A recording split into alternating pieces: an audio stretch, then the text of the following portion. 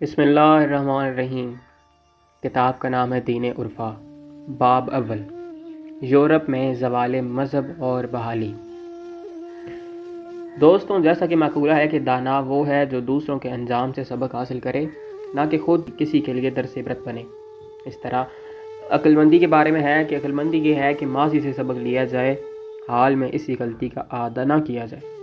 اور مستقبل کی شرمندگی اور نقصان سے بچا جائے۔ یہ وہ دانائی کی باتیں ہیں جن پر ہمیں بے غور کرنا چاہیے۔ جیسا کہ عنوان سے ظاہر ہے کہ ایک وقت تھا کہ یورپ میں مذہب کا راج تھا، کلیسا ایک دوسرا کنگڈم تھا۔ خصوصی طور پر کیسر روم تھیوفلس کے دور میں تو رومن کلیسا عروج پر تھا۔ اس کے بعد اسلام کی یلغار نے رومن کلیسا کو ہلایا، مگر پھر بھی عیسائیت میں رومن کلیسا کا راج باقی رہا۔ اس کی سیاسی پوزیشن میں تو کافی فرق آیا، مگر اندرون مذہب اس کی گرفت اور مضبوط ہو گئی، کیونکہ یہ بھی ایک مسلمہ ہے کہ جب کوئی مہلک دشمن سامنے ہو تو قومی و مذہبی صفوں میں اتحاد مضبوط ہو جاتا ہے۔ اس لیے اسلام کے خوف سے عیسائیت میں مذہبی تعصب شدید ہو گیا، اور ابن خلدون جیسا ماہر عمرانیات بھی کہتا ہے کہ تعصب و عصبیت کسی قوم یا مذہب کے اتحاد و بقا کی ضامن ہوتی ہے۔ اس لیے ابن خلدون کا پورا مقدمہ دراصل عصبیت کا درس دیتا ہوا نظر آتا ہے۔ میں عرض کر رہا تھا کہ مذہبی تعصب نے عیسائیت کو مذہبی معاملات و نظریات میں انتہائی جارح بنا دیا، اور کئی صدیوں تک عیسائیت مذہبی امور میں انتہائی حساس رہی ہے، اور ہر مذہبی ادارہ ذرا سی بات پر بھی کٹ مرنے کے لیے تیار ایک فوج رکھتا تھا۔ گویا ہر طرف ایک تعصب سے بھری ہوئی قوم کھڑی تھی جس میں ذرہ برابر برداشت کا مادہ نہ تھا۔ ایک ریجڈ کنزرویٹو اور اگریسو مذہبی جماعت ہی مذہب پر قابض تھی،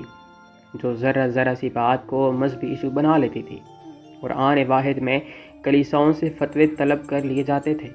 اور بادشاہوں سے ان فتووں پر فوری عمل کروانے کے لیے زور دیا جاتا تھا، اور اگر بادشاہ تساہل اختیار کرتا تو پھر حکومت کی پرواہ کیے بغیر خود ہی عوام کو مشتعل کر کے فتووں پر عمل کروایا جاتا تھا، اور غیر قانونی سزاؤں کا نفاذ کروا لیا جاتا تھا۔ اس دور کے بادشاہ اگر تک کتنے ہی جابر حاکم کیوں نہ تھے، اس کے باوجود وہ مذہبی اداروں کے سامنے ہمیشہ بے بس رہے، اور رومن بادشاہت تک کیسر کی فیصلہ کرنے والی کونسل میں متعصب مذہبی لوگوں کو پیٹرچ یعنی برطانس کا عہدہ دیا جاتا تھا، تاکہ بادشاہ بھی مذہبی اداروں کی منشا کے خلاف کوئی فیصلہ نہ کر سکے۔ یہ وہ حقیقت ہے جسے عیسائیت کی تاریخ میں دیکھا جا سکتا ہے۔ دوستوں، اس مذہبی تعصب رویوں کا یہ عالم تھا کہ کوئی محقق کوئی تحقیقی مقالہ نہیں لکھ سکتا تھا۔ کوئی سائنسدان اگر کوئی تحقیق کرتا تھا تو اپنی جان ہتھیلی پر رکھ کر سر پہ کفن باندھ کر کرتا تھا، کیونکہ کسی کو کوئی معلوم نہیں تھا کہ کسی کی کون سی سائنسی یا علمی تحقیق پر مذہبی ادارے حرکت میں آ جائیں اور نتیجہ صلیب کی صورت میں یا قتل کی صورت میں سامنے آئے۔ یہی وجہ تھی کہ اس عیسائیت ملائیت نے اس کے ہاتھوں سینکڑوں سائنسدان دار و رسن کے مراحل سے گزرے۔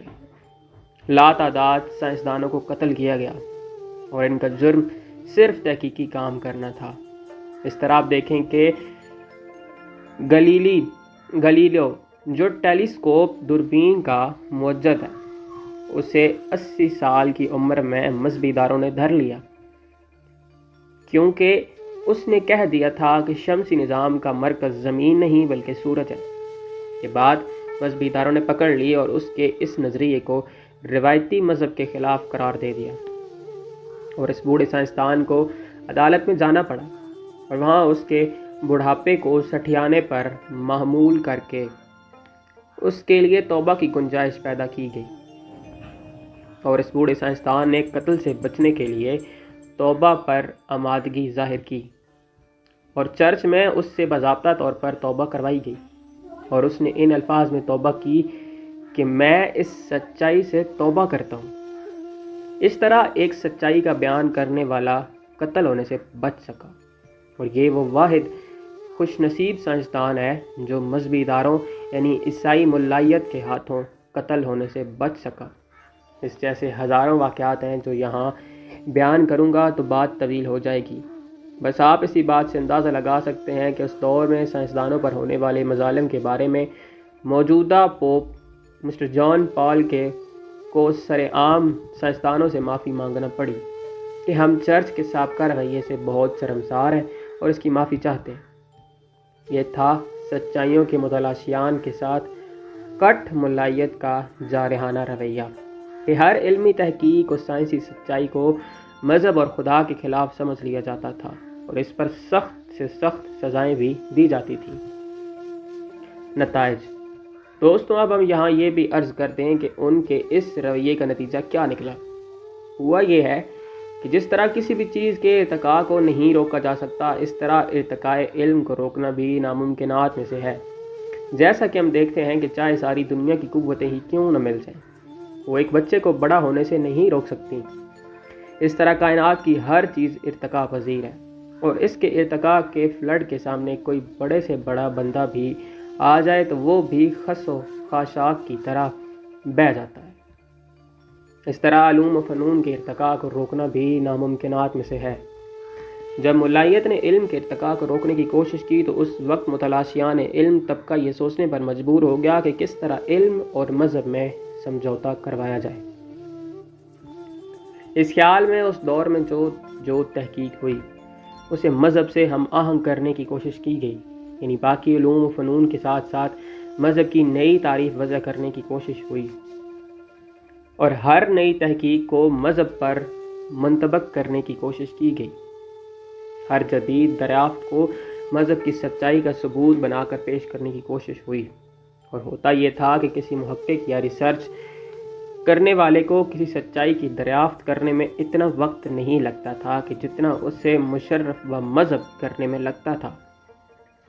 اس کے باوجود بھی یہ بات کٹ ملائیت کی نظر میں روایتی مذہب کی تحریف کا درجہ رکھتی تھی، اس لیے سزائیں بھی پھر جاری رہیں۔ کفر و شرک کے فتوے بھی مسلسل جاری رہے، اور کسی بھی صاحب علم کے لیے کائنات اور حقائق کائنات کے نئے افق تلاش کرنا اور اسے بیان کرنا موت کو دعوت دینے کے برابر رہا۔ صاحبان علم جدید جب اسے سمجھوتے میں ناکام ہوئے تو پھر انہوں نے ایک اور فیصلہ کیا، اور وہ یہ تھا کہ انہوں نے مذہب کو ایک دم اگنور کر دیا اور سائنس اور جدید علوم کو غیر مذہبی چیز بنا کر پیش کرنا شروع کر دیا، اور ساتھ ہی مذہب کو ایک فرسودہ بے مقصد اوہام کا پلندہ ثابت کرنے میں جٹ گئے، کیونکہ اس دور میں چاروں کلیساؤں میں بھی اختلاف ہونے لگا تھا، اور ان کے مابین اختلاف اور تفرقوں کی فضا نے سارے معاشرے کو بدنام اور بدمزہ کیا ہوا تھا۔ گویا ایک طرف یہ سارے کلیسا آپس میں الجھے ہوئے تھے، ایک دوسرے پر کفر و شرک کے فتوے دے رہے تھے، ایک پادری اپنی بڑائی جتلانے کے لیے دوسرے کو کافر اور مشرک کہہ رہا تھا، جبکہ دوسری طرف جدید علمی طبقے سے بھی چوم کی جنگ چھیڑ رکھی تھی، اور اتفاق نام کی کوئی چیز ان میں نہ تھی۔ اس بات سے فائدہ اٹھاتے ہوئے سائنسدان اور علمی و فکری سکالرز طبقے نے خود مذہب کو اپنے ایک بے فائدہ بے مقصد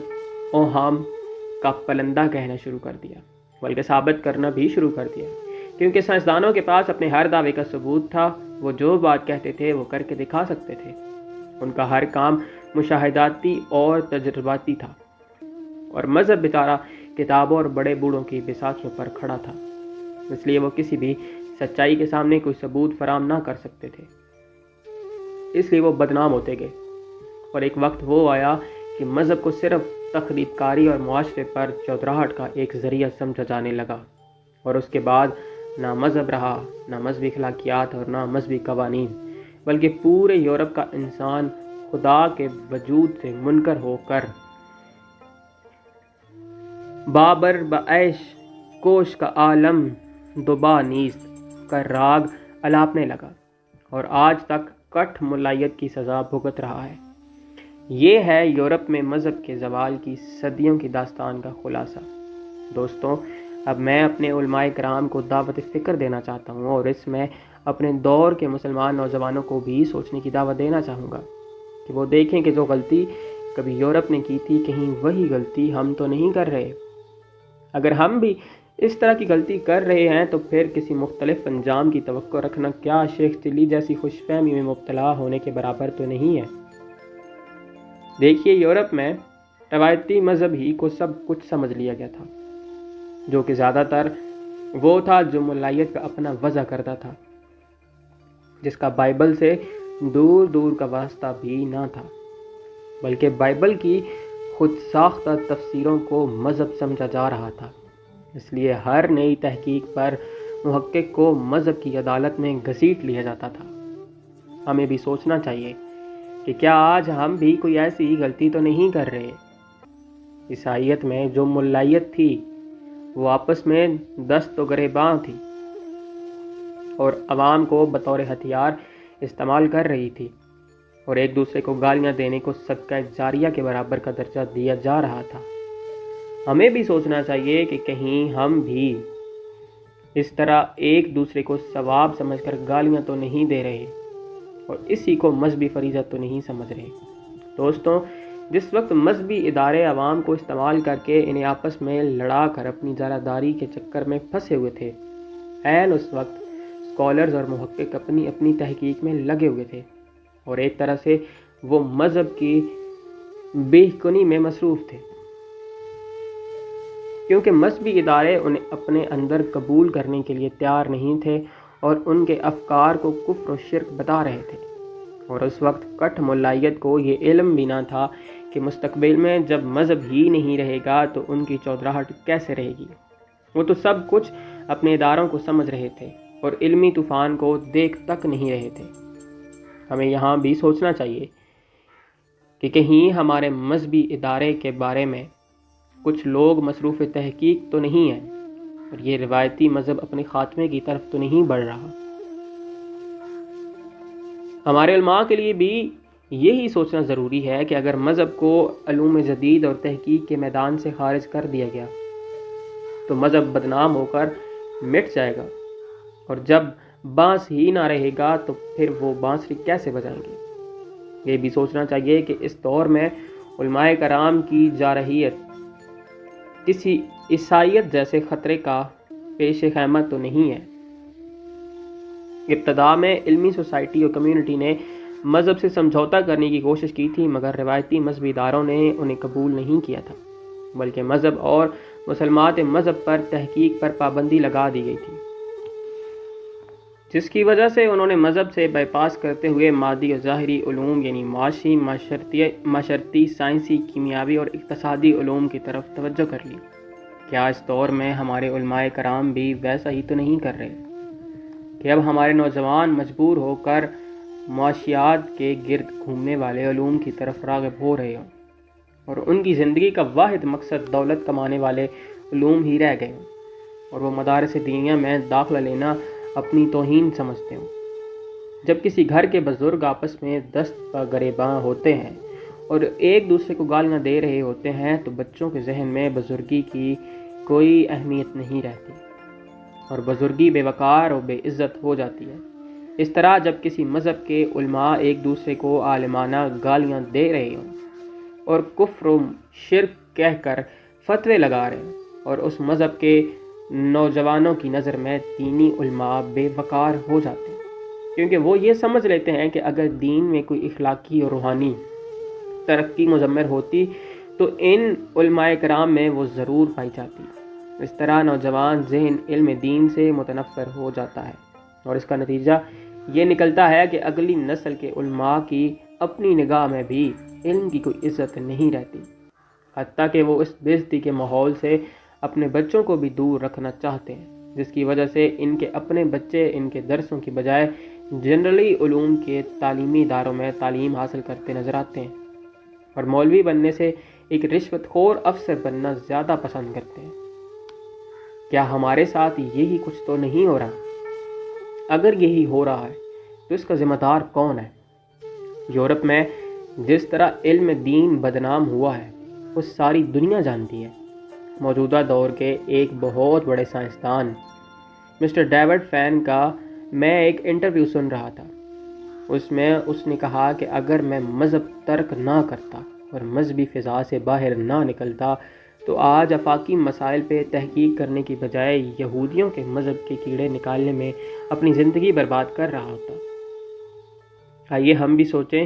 کیا ہم دوسروں کے مذہب کے کیڑے نکالنے میں اپنی زندگی برباد تو نہیں کر رہے؟ آسٹریلیا کے ایک صاحب ہیں جو اس وقت IQ ٹیسٹ میں پوری دنیا میں اول آئے ہیں۔ وہ دنیا کے ذہین ترین انسان تصور ہوتے ہیں۔ اس سے کسی نے پوچھا کہ آپ اتنے بڑے ذہن کے مالک ہیں، کیا آپ کو دین و مذہب پہ تحقیق نہیں کرنا چاہیے تھی تاکہ مذہب کی کوئی خدمت ہوتی؟ اس نے کہا، دین و مذہب پر تحقیق کرنا ایک تو وقت برباد کرنا ہے، ساتھ ہی یہ ایک ذہنی عیاشی ہے۔ میں 16 گھنٹے کمپیوٹر پر بیٹھ کر آفاقی و کائناتی مسائل پہ تحقیق کرتا ہوں، کیا میں اپنی قیمتی لمحات کو ایک بے مقصد چیز میں گنوانے بیٹھ جاؤں؟ یہ ہیں ماضی کے علماء مذہب کے مباحثوں کے نتیجے کہ کوئی باشعور اور ذہین آدمی اب مذہب کی طرف رخ نہیں کرتا، بلکہ کمپیوٹر پہ بیٹھنا زیادہ اہم سمجھتا ہے۔ اب ہم بھی سوچیں کہ کیا ہمارے نوجوان ہمارے غیر مہذبانہ رویے کی وجہ سے دینی مدارس میں جانے کی بجائے کمپیوٹر پہ بیٹھنے کو ترجیح تو نہیں دیتے؟ قرآن پڑھنے کی بجائے کمپیوٹر تعلیم حاصل کرنے کو پریفر تو نہیں کرتے؟ اگر کر رہے ہیں تو اس کا ذمہ دار کون ہے؟ جب دو عالم حاضر و ناظر پہ جارحانہ انداز میں بحث کرتے ہیں تو ایک کہتا ہے کہ خدا حاضر و ناظر ہے،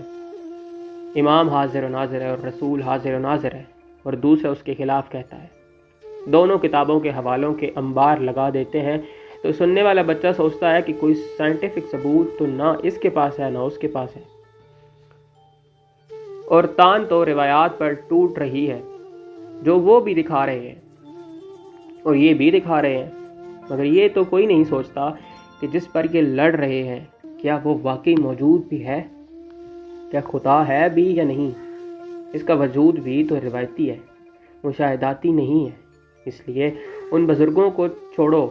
بس خدا کے وجود ہی سے انکار کر دو، شاید یہ بحث ختم ہو جائے۔ اس طرح ہماری نوجوان نسل لا مذہبیت کی طرف راغب ہو جاتی ہے۔ اب ان بزرگوں سے کون کہے کہ اگر یہ کوئی علمی بحث ہے تو علمی انداز میں تحمل سے کر لیں، اور اگر دوسرا نہیں مانتا تو علمی رویہ تو یہی کہتا ہے، لکم دینکم ولی دین، تمہارا دین تمہیں مبارک، ہمارا دین ہمیں۔ بات ختم۔ جبرن اور گالی گلوچ سے اپنا دین و عقیدہ منوانا، کافر و مشرک کہنا، یہ بالکل غیر اخلاقی و غیر علمی رویہ ہے، جس کا نتیجہ بچوں میں نفرتوں کو کاشت کر کے دین سے بیگانہ کرنا ہے۔ علمی رویہ یہ ہے کہ اگر کوئی آدمی کوئی بات روایتی مذہب و عقیدے کے خلاف علمی انداز میں کہتا ہے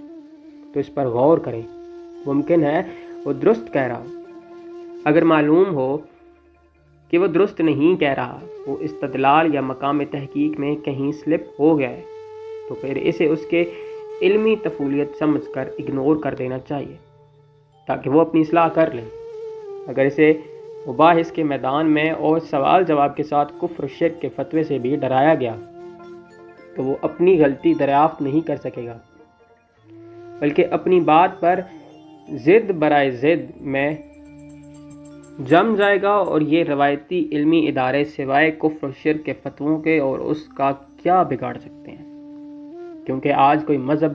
مدرسہ یا ادارہ ایسا نہیں ہے جو اس پوزیشن میں ہو کہ ملک کی قانون کے خلاف کسی کو سزائے موت یا قتل کر سکے۔ جیسا کہ ہم مسلمان رشدی ملعون کے بارے میں صرف شور ہی سنتے رہے، اور واجب القتل کے فتووں کے علاوہ اس کا کیا بگاڑا گیا؟ جب ہمارے مذہبی ادارے کسی کا کچھ بگاڑ ہی نہیں سکتے تو پھر سٹیج و ممبر اور قلم کو صرف بریت تک محدود رکھیں اور اس کا ذکر کر کے اس کی شہرت میں اضافہ نہ کریں۔ آج دنیا میں اربوں لوگ خود اللہ جل جلالہ کے وجود ہی سے منکر ہیں اور کہتے ہیں کہ نعوذ باللہ، انسانی ذہن ہی نے اللہ کو پیدا کیا ہے، ورنہ اللہ کا کوئی خارجی وجود ہے ہی نہیں۔ یہ صرف انسانوں کی بیمار ذہنوں کا وہم ہے۔ اب بتائیں ان اربوں انسانوں کا سارے مذاہب کے لوگوں نے کیا بگاڑ لیا ہے؟ بلکہ ان لوگوں کی تعداد میں ہمارے رویوں کی وجہ سے اضافہ ہو رہا ہے، اور ابھی تک ہم اس حقیقت کی تہ تک نہیں پہنچے کہ اس کا ذمہ دار کون ہے۔ زوال عقائد اور اس کا حل۔ اس دور میں اس دین کی تبلیغ کرنا اور اپنے نوجوانوں کو روحانیت میں خود کفیل کرنا ہی جملہ امراض کا علاج ہے۔ ہمیں اس بات کا بھی افسوس ہوتا ہے کہ اہل شر اور شریعت علماء ظواہر بوجہ نہ سمجھی اس دین کی مخالفت کرتے ہیں اور وہ سارے کا سارا دین شریعت تک ہی محدود سمجھتے ہیں۔ اور ستم ظریفی یہ ہے کہ وہ شریعت آج تک نہ ہی دوسروں پر نافذ کر سکیں اور نہ ہی اپنی ذات تک، پھر بھی وہ شریعت ہی کو روحانیت کے حصول کا واحد ذریعہ سمجھتے ہیں، اور اس سے آگے جو بھی ہے وہ اسے کفر و شرک اور پتہ نہیں کیا کیا سمجھتے ہیں۔ اس لیے ہم ان سے گزارش کریں گے کہ وہ کسی چیز پر فتویٰ دینے کی بجائے امت مسلمہ کے مسائل اور الجھنوں کو ریلائز کریں اور ان کے بعد ان کا حل سوچیں، اور اولیاء و عرفاء و فقراء اعظام رضوان اللہ علیہم کے دین کو شریعت کے مخالف نہ سمجھیں بلکہ اصل دین سمجھیں اور اس دین کی ضرورت کو سمجھیں، کیونکہ آنے والا وقت زبانی باتیں کرنے کا نہیں بلکہ کچھ کر کے دکھانے کا وقت ہے، کہ جس میں فلسفہ و منطق نے دم توڑ دینا ہے۔ کلی استنجاج تبراء و مسائل حیض و نفاس کی ترویج سے ہم کسی کو کلمہ نہیں پڑھوا سکتے اور نہ ہی اپنے لوگوں کو اسلام پر باقی رکھ سکتے ہیں، اور اگر ہم کسی کو اسلام کی طرف مائل کر سکتے ہیں تو وہ دین اولیاء و عرفاء و فقراء ہے۔ اسلام کے خلاف سازشیں۔ ایک دور تھا جب یورپ نے کلیسا کے جبر و تشدد اور غیر فطری نظام دین سے چھٹکارا حاصل کیا تو اس کے بعد انہوں نے مذہب ہی سے چھٹکارا پانے کی جدوجہد شروع کر دی، اور اس کے نتیجے میں انہوں نے مذہب اور روحانیت کے خلاف ایسا پروپیگنڈا کیا کہ پورا یورپ روح اور روحانیت کا منکر ہو گیا، اور مذہبی لوگوں کو ذہنی اور نفسیاتی بیمار سمجھنے لگے۔ اس پروپیگنڈے کو انہوں نے اپنی کالونیز میں بھی خوب ہوا دی، جس کی وجہ سے پاک و ہند میں بھی ان کی باز گشت گونجنے لگی، اور مذہبی مسجدی خانقاہی درسی سارے نظام بدنام ہوتے چلے گئے۔ دوسری طرف انہوں نے جدید سے جدید میڈیسنز متعارف کروائیں اور پیر فقیر دربار خانقاہ وغیرہ سے لوگوں کو متنفر کر کے انہوں نے مادی نظام صحت یعنی سسٹم آف ہیلتھ انٹروڈیوس کروایا، اور روحانی مریضوں کو بھی ہاسپٹلز کا رستہ دکھایا، اور اس کے ساتھ ہی انہوں نے سائیکائٹری اور سائیکالوجی وغیرہ کے حوالے سے علاج کرنے کی باتیں بھی شروع کر دی۔ اب ہم دیکھتے ہیں کہ لوگ روحانی علاج کی بجائے ٹیبلٹس، کیپسول وغیرہ پر بھروسہ کرتے ہیں۔ روحانیت کو اسلام سے بے دخل کرنے کی یہ بھی ایک کوشش تھی جو کامیاب ہوئی۔ دوسری طرف پھر یورپ، امریکہ وغیرہ روحانیت کی طرف لوٹ گئے اور انہوں نے روحانی علاج کرنے شروع کر دی، اور یہ بات کی کہ روحانی علاج میں کوئی سائیڈ ایفیکٹس نہیں ہوتے، اس لیے ہمارے پاس جو روحانیت ہے اور روحانی طرز علاج ہے وہ سب سے بہتر ہے۔ اب انہوں نے ہماری روحانیت کو بدنام کیا اور اسے معزز اور پڑھے لکھے لوگوں میں فیشن بنا دیا کہ روحانیت کی تردید جو نہیں کرتا وہ پڑھا لکھا نہیں ہے۔ جب ہماری روحانیت مفقود ہوگی تو پھر اپنی روحانیت دینے کی باتیں کر رہے ہیں، اور اس طرح وہ مسلمان ملکوں میں روحانی طریقے سے علاج کر کے مریضوں کو ٹھیک کر کے بتا رہے ہیں کہ اب ہم سے روحانیت حاصل کرو۔ اسلام تو ایک غیر روحانی دین ہے جس میں کوئی روحانیاتی نظام موجود ہی نہیں ہے۔ حال ہی میں کراچی میں ایک عیسائی روحانی ٹیم آئی اور انہوں نے کافی اشتہار بازی کے بعد لوگوں کو جمع کیا اور کہا کہ جو بھی جیسا بھی بیمار ہے وہ ہمارے پاس آئے، ہم اس کا روحانی علاج کر کے اسے ٹھیک کر دیں گے۔ اس طرح ہزاروں لوگ جمع ہو گئے، کیونکہ غرض مند اندھا ہوتا ہے، اس لیے بیمار لوگ وہاں پہنچ گئے۔ 3 دن تک انہوں نے اپنے ہیلرز کے ذریعے لوگوں کو ٹھیک کرنے کا مظاہرہ کیا۔ جو مریض بھی آتا اس سے کہا جاتا کہ کیا تمہارا خداوند یسوع مسیح پر ایمان ہے؟ مریض مجبوراً کہتا جی ہاں۔ اس کے بعد وہ by the name of Jesus Christ کہہ کر اس کی بیماری دور کر دیتے، اور اس طرح 3 دن کے مظاہرے میں انہوں نے 144 مسلمانوں کو عیسائی بھی کیا اور پھر آنے کا دعویٰ بھی کر کے چلے گئے۔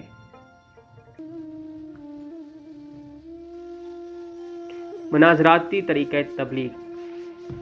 دوستوں، معروف طریقہ ہے تبلیغ میں سے ایک طریقہ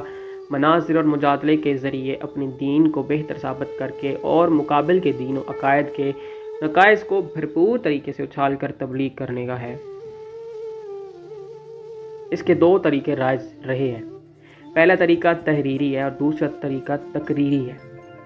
یعنی اس میں ہوتا یہ ہے کہ کوئی انسان اپنے مخالف مذہب پر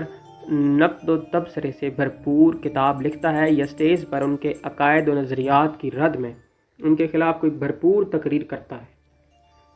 اور اس کی ایک صورت یہ بھی ہوتی ہے کہ دو مختلف مذاہب کے علماء ایک دوسرے کو چیلنج کرتے ہیں اور پھر دونوں طرح سے ہزاروں کی تعداد میں لوگ جمع ہو جاتے ہیں۔ وہ علماء آپس میں مناظرہ کرتے ہیں اور ان کے مابین جج مقرر کر دیے جاتے ہیں جو ان کے دلائل سننے کے بعد کسی ایک کے حق میں فیصلہ دیتے ہیں۔ اس میں دونوں فریق ایک دوسرے کے مذہب کے کیڑے نکالتے ہیں اور ان کے عیب گنواتے ہیں اور ان کی نشاندہی کے لیے ان کے معتبر و غیر معتبر کتب کے حوالے دیے جاتے ہیں اور عمومی اختلافی مسائل کے ریفرنس مناظرین ازبر رکھتے ہیں اور اس پر درسوں میں کلاسیں لگائی جاتی ہیں۔ اور یہ بھی ایک مؤثر طریقہ تبلیغ رہا ہے۔ عیسائیت نے یہودیت کے خلاف یہی طریقہ اختیار کر کے یہودی لوگوں کو عیسائی بنایا ہے اور اسی طریقے سے بدھ مت نے ہندو دھرم کے لوگوں کو بدھ بنایا ہے اور اسی طریقے پر اہل تشیع نے دیگر مسالک سے لوگوں کو اپنے ساتھ شامل کیا ہے۔ خصوصی طور پر جب انگریز ڈیوائیڈ اینڈ رول پر عمل پیرا تھا تو اس دور میں شیعہ سنی مناظرے عام ہوا کرتے تھے اور انگریز ان مناظروں کو اپنے مقصد کی تکمیل کا ایک ذریعہ سمجھتا تھا، کیونکہ اس کا مقصد تو مسلمانوں کو آپس میں لڑانا تھا اور اس کی بنیاد اخلاقی مسائل کو ہوا دینا ہی تھا، کہ جس کا انجام جاریت اور گالی گلوچ ہوتا تھا اور پھر ہاتھا پائی اور پھر بزبان کلاشنکوف گالی گلوچ ہوتا۔ پھر ایسی گفتگو شروع ہو جاتی تھی کیونکہ عیسائیت کو یہودیت کے ساتھ مناظروں سے سابقہ سبق پڑ چکا تھا اور وہ اس کے انجام سے واقف تھے، اس لیے انہوں نے یہاں مناظروں کا رستہ کھولا۔ اس کا ایک فائدہ یہ بھی ہوتا تھا کہ جس مذہب کے پاس عقلی و نقلی دلائل زیادہ اور اس کی کتابوں میں جنرلی نقائص کم ہوتے ہیں وہ عموماً اس سے فائدہ اٹھاتا ہے۔ یہی وجہ تھی کہ عیسائیت نے اس کا فائدہ اٹھایا اور پاک و ہند میں اس کا فائدہ شیعوں نے اٹھایا اور ہزاروں لوگ اس دور میں شیعہ ہوئے، لیکن اس کا ایک نقصان یہ ہوا کہ آپس کی نفرتیں بڑھ گئیں۔ دوستوں، یہ بھی ایک حقیقت ہے کہ مناظراتی طرز تبلیغ کی انبیاء علیہم السلام اور اولیاء اکرام رضوان اللہ علیہم کے دین میں کوئی گنجائش نہیں ہے، کیونکہ کسی بھی نبی نے اپنے مخالفین سے کبھی بھی مناظرہ نہیں کیا اور نہ ہی اولیاء اکرام رضوان اللہ علیہم نے کبھی مناظرہ کیا ہے، کیونکہ اس سے امن عالم اور معاشرے کے افراد کے مابین محبت کا خاتمہ ہو جاتا ہے۔ اور جملہ مذاہب کا بنیادی تھیم اگر آپ دیکھیں گے تو اس میں سے ایک اصول ضرور نظر آئے گا کہ وہ ہر بات جو دلوں میں محبت پیدا کرتی ہے وہ واجب ہوگی یا مستحب ہوگی، اور ہر وہ بات جو دو دلوں میں نفرت پیدا کرتی ہے وہ یا تو حرام ہوگی یا ممنوع و مکروہ ہوگی، کیونکہ مناظرے سے نفرت پیدا ہوتی ہے۔ اس لیے اس رستے کو کسی نبی یا ولی نے اختیار نہیں کیا۔ اقتصادی طریقہ تبلیغ۔ اقتصادی طریقہ تبلیغ جدید دور کی پیداوار ہے، یعنی ماں قبل الاسلام تو اس کا کوئی ثبوت نہیں ملتا یا کم از کم مجھے نہیں ملا۔ ہاں، ظہور اسلام کے بعد اس طریقہ تبلیغ کو سب سے پہلے بنی امیہ نے متعارف کروایا ہے اور پھر بنی عباس نے بھی یہی فارمولہ اختیار کیا اور اس کے بعد یہ سلسلہ ہر دور میں چلتا رہا ہے، لیکن اس کی شکلیں بدلتی رہی ہیں جبکہ اس کی بنیاد وہی رہی ہے۔ اس دور میں مرزائیت نے بھی یہی طریقہ اختیار کیا ہوا ہے، جس کی وجہ سے وہ اس وقت 8 کروڑ تک پہنچ چکے ہیں اور ان کی دیکھا دیکھی اور بھی بہت سے مذاہب اس پر عمل کر رہے ہیں۔ یہ طریقہ تبلیغ یہ ہوتا ہے کہ جس معاشرے میں بے روزگاری زیادہ ہو یا قحط، بھوک، افلاس کی فضا ہو تو یہ طریقہ تبلیغ ایک کارگر نسخے کی طرح کام کرتا ہے۔ اس میں ہوتا یہ ہے کہ بے روزگار جوانوں کو پیسے دے کر خریدا جاتا ہے اور اس خریداری پر معمور مذہب کے ادارہ داروں کو کیا جاتا ہے، جو ضمیروں کو خریدنے میں مذہب کا کارڈ استعمال کرتے ہیں اور اپنے مذہب کی اچھائیاں بیان کر کے اس میں شامل ہونے والوں کو دولت کے چکر میں پھنساتے ہیں۔ کیونکہ بے روزگاری ہوتی ہے، اس لیے لوگوں میں دولت کی طلب بڑھ جاتی ہے اور ان کا دلی میلان ویسے بھی دولت کی طرف ہوتا ہے، اور اگر وہ مذہب کے نام پر مل رہی ہو تو اسے کون پاگل لینے کے لیے تیار نہ ہوگا، جبکہ دولت کے ساتھ چند مذہبی حوالے بھی مل رہے ہوں اور اصلاح اور اللہ اور رسول کے نام بھی مل رہے ہوں، تو اس سے فرار کا کوئی رستہ ہوتا ہی نہیں ہے۔ ویسے بھی کہتے ہیں کہ ہر شخص بکنے کے لیے ہمیشہ تیار ہوتا ہے، بشرطے کہ کوئی اس کی معقول قیمت دینے والا گاہک مل جائے، اور یہ بھی ایک حقیقت ہے کہ عام طور پر بھوک میں انسان کے ضمیر کی قیمت بہت گر جاتی ہے، اس لیے اسے تھوک کے حساب سے خریدا جا سکتا ہے۔ اس دور میں یہ طریقہ بہت کارآمد ہوا ہے اور سنا ہے کہ اس دور میں لا تعداد علماء مذہب بلا تفریق مسلک غیر ملکی لابیوں کے اس جال میں پھنس چکے ہیں، کیونکہ درسوں کی معاشی حالت تو ہمیشہ سے خراب رہتی ہے۔ طلباء کو در در پر جا کر روٹی دال لینا پڑتی ہے اور انہیں دوران تعلیم کبھی بھی معاشی استحکام نہیں ملتا اور نہ ہی مستقبل میں کوئی بہتری کی صورت نظر آتی ہے۔ اس لیے ان کا میلان ویسے بھی دولت کی طرف ہوتا ہے، بلکہ ہر انسان کی طرح دولت ان کی ضرورت ہوتی ہے۔ وہ بھی چاہتے ہیں کہ دوسروں کی طرح ان کی بھی کوٹھیاں ہوں، کاریں ہوں، بینک بیلنس ہوں، معاشرے میں دولت مندوں کی طرح ان کی بھی عزت ہو، مگر یہ ساری چیزیں درس کی آمدنی سے حاصل کرنا ناممکن ہوتا ہے۔ اس لیے وہ کسی بھی خارجی سپورٹ یا آفر کو فوراً قبول کر لیتے ہیں، اور جو قبول نہیں کرتے وہ درسوں میں سالنوں کا مکسچر اور روٹیوں کا بلینڈ کھاتے ہوئے نظر آتے ہیں اور وہ اس پر مجبور ہوتے ہیں۔ لیکن دین کے ساتھ خلوص اسی میں ہے کہ روکھی سوکھی جو بھی ملے اس پر اکتفا کر لیا جائے، اور دین کو نہیں بیچنا چاہیے، کیونکہ ضمیر فروشی عصمت فروشی سے بھی بدتر ہوتی ہے، اور یہ بھی ہم جانتے ہیں کہ عصمت فروشی اور ضمیر فروشی سے دولت تو حاصل کی جا سکتی ہے، عزت نہیں ملتی۔ یہی وجہ ہے کہ آج بہت سے علماء دین ہیں کہ ان کے پاس دولت تو ہے، مگر معاشرے میں ان کے دین کی حوالے سے کوئی عزت نہیں ہوتی۔ نوازشاتی طریقہ تبلیغ۔ دوستوں، نوازشاتی طریقہ تبلیغ بادشاہوں کی ایجاد ہے۔ اس میں ہوتا یہ ہے کہ بادشاہ اگر کسی مذہب کی تبلیغ کرنا چاہتے تھے تو وہ اپنے ہم مسلک لوگوں کو ابلیغ کر کے لوگوں کو ان کے مقام بنا دیتے تھے، جس کی وجہ سے ایک عام آدمی بھی بادشاہ کا منظور نظر بننے کے لیے اس کا مذہب اختیار کر لیتا تھا۔ ایران میں زرتشت کا مذہب تھا، ہندوستان میں ہندو دھرم، چین جاپان میں شونٹوازم،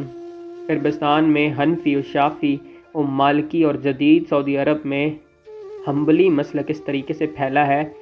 بلکہ یوں سمجھ لیں کہ ان مسالک و مذاہب کو پھیلانے میں ایک یہ طریقہ بھی مددگار ثابت ہوا ہے، اور یہ بھی حقیقت ہے کہ ایران اور دکن و اودھ وغیرہ میں شیعہ مسلک کی ترویج میں بھی جہاں دیگر عوامل کار فرما رہے ہیں، وہاں شاہان وقت کا بھی بہت بڑا کنٹریبیوشن ہے، جیسے کہ شاہان دیلم بھی، یعنی سیف الدولہ اور اس کا خاندان ہے،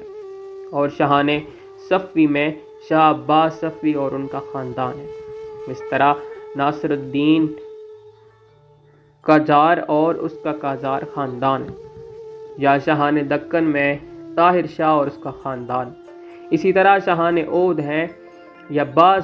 مغل شاہان جیسا کہ حضرت تیمور وغیرہ ہیں۔ اس طرح آج سلفی مذہب جو سعودی عرب اور اس کے باہر بھی پھیل رہا ہے، یا پاکستان میں زائزم جو اسی کا ایک حصہ ہے پھیلا ہے، تو اس کے پھیلنے میں دیگر وجوہات میں سے ایک وجہ یہی طریقہ تبلیغ بھی تھا، انسانیاتی طریقہ تبلیغ۔ دوستوں، یہ طریقہ تبلیغ بھی بہت مثبت ہوتا ہے، کیونکہ اس میں انسانی خدمت شامل ہوتی ہے، یعنی اس میں دکھ کی انسانیت کی خدمت کو بنیاد بنایا جاتا ہے۔ اس میں انسانی قدروں کو اجاگر کیا جاتا ہے اور بلا امتیاز مذہب و ملت انسانوں کی خدمت کی جاتی ہے، اور اس خدمت سے متاثر ہو کر لوگ اپنا دین ترک کر کے انسانوں کی خدمت کرنے والے افراد کے دین میں شامل ہو جاتے ہیں۔ اس طریقے تبلیغ میں انسانی قدروں کا زیادہ تحفظ ہوتا ہے، اس میں مساوات کا درس ہوتا ہے، عدل و انصاف کی بات ہوتی ہے، انسانیت کا احترام ہوتا ہے، اور انہی خوبیوں کی وجہ سے دکھی انسانیت، محروم طبقہ، بچھڑی ہوئی قومیں، اچھوت اور دلت لوگ، چوڑے چمار اور معاشرے میں پست سمجھے جانے والے لوگوں میں تبلیغ کا یہ طریقہ انتہائی کارگر ہے۔ ہندوستان میں اور افریقہ میں کرسچین مشنریز اس طریقے پر کام کر رہے ہیں، اور ہندوستان میں بدھ مت والے بھی اس طریقے پر کام کر کے ہزاروں ہندوؤں کو بدھ بنا رہے ہیں۔ نیو گینیا وغیرہ میں عیسائیت اس طریقے سے پھیلی ہے۔ یہ طریقہ تبلیغ دراصل عیسائیت کا ابتدائی طریقہ ہے۔ ممکن ہے انہوں نے اسے ماضی کے کسی دین کی تبلیغ سے اخذ کیا ہو، لیکن آج اس طریقے پر بہت سے مذاہب کی جماعتیں کام کر رہی ہیں۔ افسوس اس بات کا ہے کہ مسلمانوں کا کوئی بھی مسلک اس طریقے پر کام نہیں کر رہا، جبکہ اس وقت اس پر سب سے زیادہ عیسائیت کام کر رہی ہے۔ آپ دیکھیں، جہاں قحط ہو، وبا ہو، کوئی ظلم ہو رہا ہو، انسانیت کسی عرضی و آفاقی شہر کی زد میں نظر آئے، تو وہاں عیسائی ہیومن رائٹس کی تنظیمیں اور مذہبی تنظیمیں فوراً پہنچ جاتی ہیں، جو وہاں جا کر انسانیت کی خدمت کرتی ہیں، جیسا کہ ہندوستان میں مدر ٹریسیا نے کام کیا ہے اور انسانیت کی فلاح کا کام کیا ہے، اور بہت سے لوگوں کو کرسچین بھی بنایا ہے۔ اخلاقی نظریہ تبلیغ۔ دوستوں، جتنے طریقہ ہے تبلیغ ہیں، ان میں ایک اخلاقی نظریہ تبلیغ بھی ہے، یعنی اس میں یہ نظریہ دیا جاتا ہے کہ انسان کو انسانیت کے حوالے سے کام کرنا چاہیے اور اپنے کردار کو اخلاقی اعتبار سے اتنا اجلا بنانا چاہیے کہ دوسرے مذاہب کے لوگ حسن اخلاق، دیانت اور سچائی کو دیکھتے ہوئے اتنے متاثر ہوں کہ وہ اپنے دین کو چھوڑ کر اس دین کو اختیار کر لیں کہ جس میں اخلاقیات ہی کو ذریعہ تبلیغ بنایا جاتا ہے۔ دوستوں، یہ نظریہ تبلیغ انسانی، معاشرتی اور عمرانی حوالے سے بہت اچھا نظریہ ہے، کیونکہ انسان ایک سوشل اینیمل ہے اور یہ ہمیشہ ایک معاشرہ بنا کر رہتا ہے، اور جب بھی جہاں بھی کوئی معاشرہ قائم ہوتا ہے وہاں مختلف عقائد، نظریات کے لوگ مل جل کر رہتے ہیں۔ اس لیے اگر اس نظریے پر عمل کیا جائے تو معاشرے میں کوئی فساد پیدا نہیں ہوتا، مذہب کے نام پر لڑائیاں، جنگیں اور قتل و غارت نہیں ہوتی۔ اس لیے یہ نظریہ ایک پرامن نظریہ ہے، لیکن اس میں بھی کئی نقائص موجود ہیں۔ مثلا ایک تو یہ انسانی فطری جارحیت کے خلاف ہے، جس کی وجہ سے یہ کلی طور پر اپلائی نہیں ہو سکتا۔ اس کا دوسرا نقص یہ ہے کہ اس میں اچھا معاشرہ قائم کرنے کی صلاحیت تو ہے، مگر اس میں تبلیغ کا عمل محدود ہوتا ہے، کیونکہ سچائی اور دیانت میں مقابلہ تو ہو سکتا ہے مگر جیت کوئی نہیں سکتا، یعنی اس کی انتہا برابری ہے۔ اور اس کی اہم مثال ہم یہ دیتے ہیں کہ ایک مسلمان دودھ بیچتا ہے اور وہ کہتا ہے کہ یہ دودھ خالص ہے، اور وہ خالص ہی بیچ رہا ہے۔ دوسری طرف ایک عیسائی بھی دیانتداری سے خالص دودھ بیچتا ہے، تو ان دونوں کا مقابلہ تو ہو سکتا ہے، اور اگر دونوں دیانتدار ہیں تو ان میں فتح کسی کی نہیں ہوگی، بلکہ دونوں ایک دوسرے کے برابر پوائنٹس لیں گے۔ دوسری طرف مذہب جب تک دوسرے سے بہتر ثابت نہ کیا جائے اسے کوئی قبول نہیں کرتا، اور اس نظریے میں کوئی کسی کے برابر تو ہو سکتا ہے، بہتر نہیں ہو سکتا، کیونکہ سچائی اور دیانت ایک ہی ہوتی ہے، متعدد نہیں ہوتی۔ اب اگر کوئی اپنے دودھ کو بہتر ثابت کرنے کے لیے اس میں بادام ملا کر بیچتا ہے اور اس میں زعفران تک ملا دیتا ہے اور اپنے دودھ کو اعلیٰ ثابت کرتا ہے، تو یہ بہتر کوالٹی ہوگی، دیانت میں نہیں۔ اس سے فتح بزنس میں تو ہو سکتی ہے، مذہب کو اس کا کوئی ایڈوانٹیج نہیں ملے گا، جبکہ تبلیغ کے لیے مذہب کی بہتری اور برتری ثابت کرنا ضروری ہوتا ہے، اور دیانت اور سچائی کا تعلق بلا واسطہ مذہب سے ہوتا ہی نہیں ہے، کیونکہ اگر کوئی ہندو ہو یا عیسائی ہو یا یہودی ہو یا مسلمان ہو،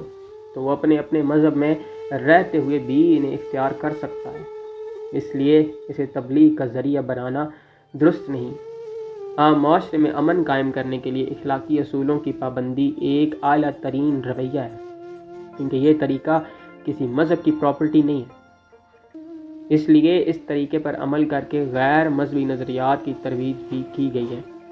جیسا کہ روس اور چین میں کمیونزم اور سوشلزم نے بھی اس طریقے کو اختیار کر کے اپنے نظریات کو پاپولر بنایا ہے،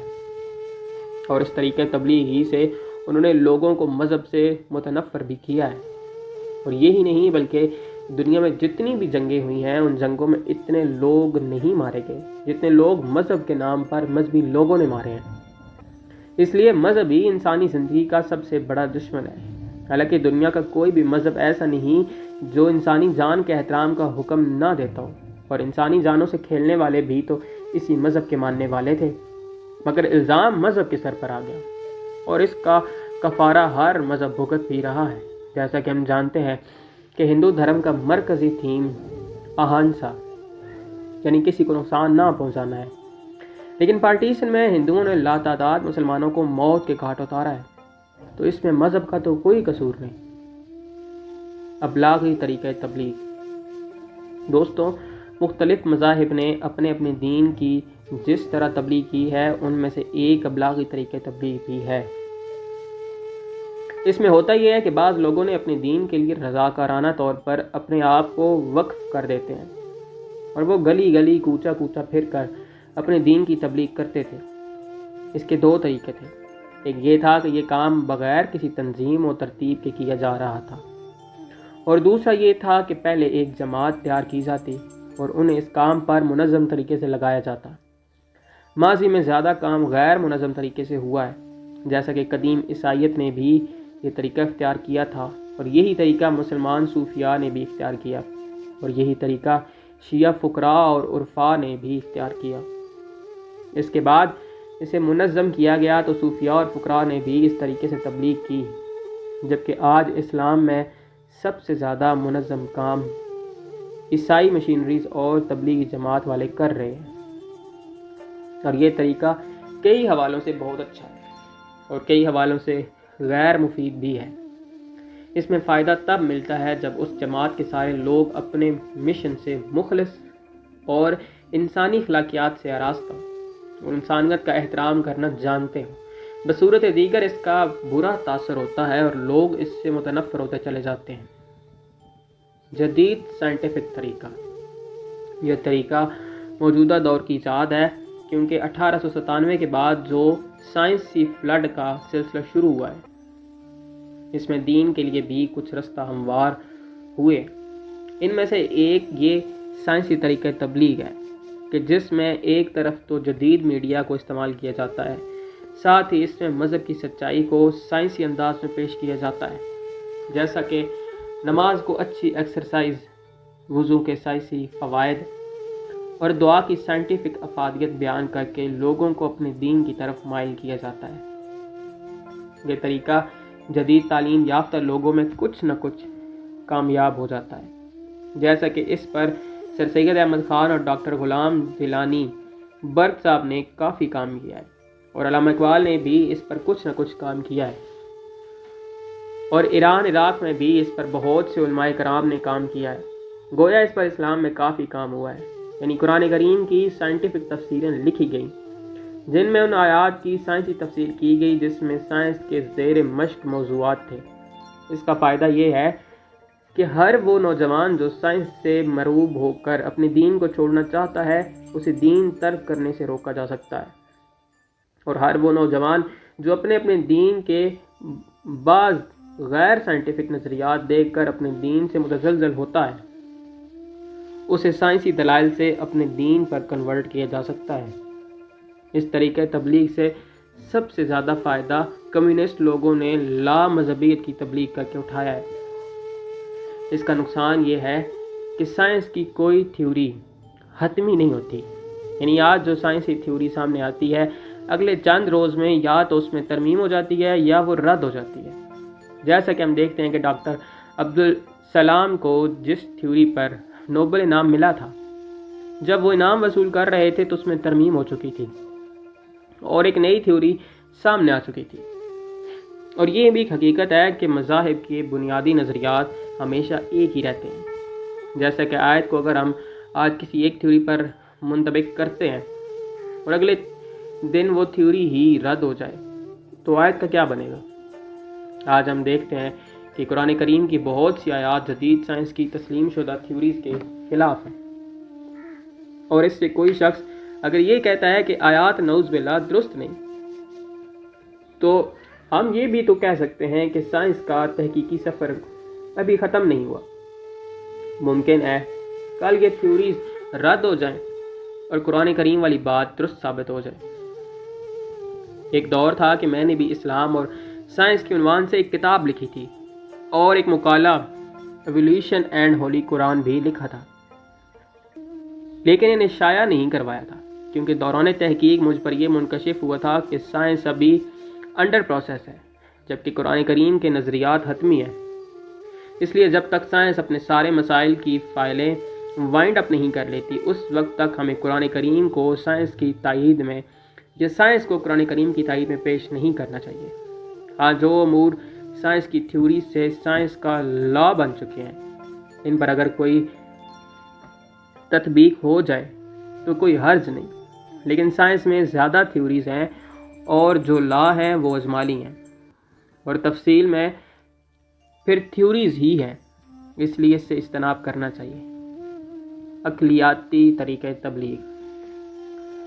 دوستوں، عقلیاتی طریقہ تبلیغ یہ ہوتا ہے کہ انسان اپنے مذہب کو معقولات کے حوالے سے پیش کرتا ہے، یعنی فلسفہ، منطق، علم کلام و بیان سے اپنے دین کی سچائی پر دلائل لاتا ہے۔ جیسے کہ اسلام میں جب فلسفہ یونان متعارف ہوا تو اس کے بعد ہمارا علم کلام ایجاد ہوا، یوں معتزلہ اور اشاعرہ کا علم کلام سامنے آیا اور پورے کا پورا نظام عقائد فلسفے کے سپرد کر دیا گیا اور منطقی دلائل سے اپنے دین کے عقائد کی شرح ہونے لگی، اور پھر اس معقولاتی مناظروں سے جارحیت پیدا ہوئی اور ہزاروں لوگ قتل بھی ہوئے،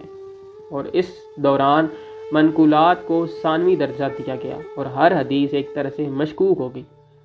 یہ طریقہ ایک حوالے سے مفید بھی تھا اور نقصان دہ بھی تھا، یعنی جو لوگ عقل ہی کو دین کی سچائی کو پرکھنے کا واحد ذریعہ سمجھتے ہیں، ان کے لیے یہ طریقہ مفید ہے، لیکن نقصان یہ ہے کہ اس کی اساس اسلامی نہیں۔ دوسرا نقص یہ ہے کہ فلسفہ ہر دور میں کروٹیں بدلتا رہتا ہے اور سائنس کی طرح فلسفے کے مسلمات بھی حتمی نہیں ہیں۔ تیسرا نقص یہ ہے کہ فلسفہ، علم کلام اور منطق کی رسائی علم ماورا مادیات تک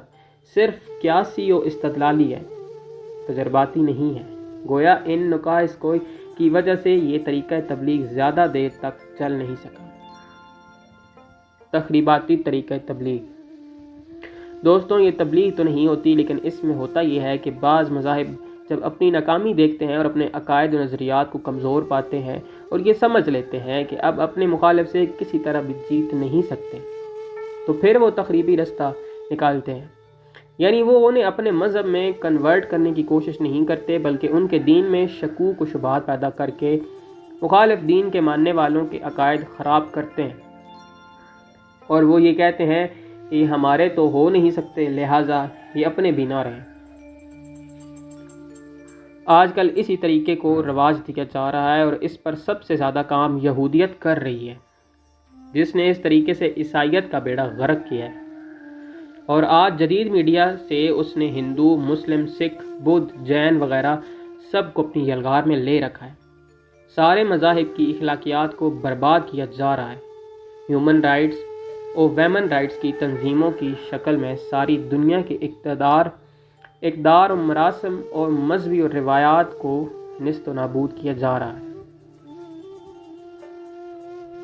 جی بسم اللہ، ہمارا پہلا باب یہیں پہ ختم ہوتا ہے، اور آخر پہ میں شکریہ ادا کروں گا اپنے محسن، اپنے مرشد کریم سرکار السید جعفر زمان نقوی بخاری دامن اللہ تعالیٰ کا یہ مضمون ان کی کتاب دین عرفا سے میں نے پیش کیا ہے، ان کی دی ہوئی توفیق سے۔ بہت شکریہ۔ آخر پہ التجا کریں گے اپنے شہنشاہ باقی حضور، الجل الجل یا سفینۃ النجات، الجل الجل یا ہادی دوران، الازل الجل یا مان الخائفین، الازل الجل یا صراط مستقیم،